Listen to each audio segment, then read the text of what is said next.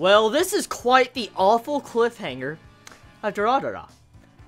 I expected this. Like, I expected an awful cliffhanger, but to see the cliffhanger that we just got with this episode makes me just so fucking mad, because Izaya got stabbed! He got freaking stabbed! I mean, episode ends. Thanks for watching. Episode over. Wait for summer. I expected that so much. I expected a damn awful cliffhanger in this finale of Durarara. Now, besides that cliffhanger that really just upsets me because we're gonna have to wait months to see what's gonna happen, it was a good episode. It was a very good episode. It kind of wraps up this little arc going on in the season, and it sets up for the future. That's what's really ongoing. As I said in my last review and the review before that, it feels like this season, second season of Durarara, is more of a setup season for the upcoming seasons, because this arc, or this season, was very calm compared to, you know, the last season, season 1 of Durarara, and it just felt like multiple setup.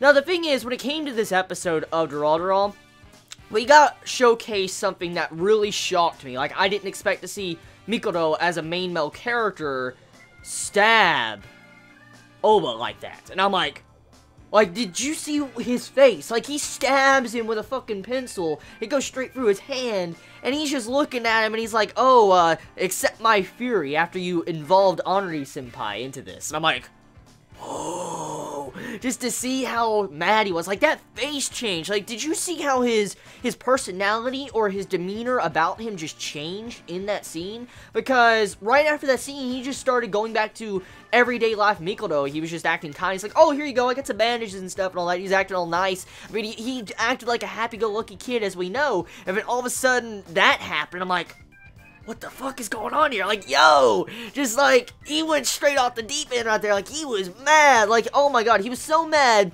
he didn't even, like, I don't know how to describe it. Just, he was just that fucking mad. He changed his personality in that little second. I'm like, whoa. So I wonder if we're going to get to see any more of that, because he's now taken the role of the leader of the Blue Squares. And I wonder if this is going to change him in any way in the upcoming season. Like, how is this going to change his character? Is he going to become more forceful? Is he going to try to grab the will to the dollars? Is he really going to try to control the dollars? I mean, I wonder if that's going to happen. And also, you have to where Shou, he quits the dollars in this episode. I'm like, what the fuck, too? So, Shou is gone from the dollars. He just quits because, you know, the dollars was kidnapping people. And he's like, I don't want to be a part of this group since they were kidnapping. So, it's kind of obvious why you do that. But still, Shou quits the dollars. And then you have it to where in this episode, you see, like, she's holding a freaking motorcycle and slinging it, kicking a car. I was laughing my ass off when I was seeing it. I was like, oh my god, just the strength of Shou doing stuff like that in this episode. Just kicking the car, chasing after this moving van that was, you know, kidnapping. And I was like, oh. So I'm looking forward to seeing how Season 2 is going to be of Durarara. It was a very, very fun and eventful season.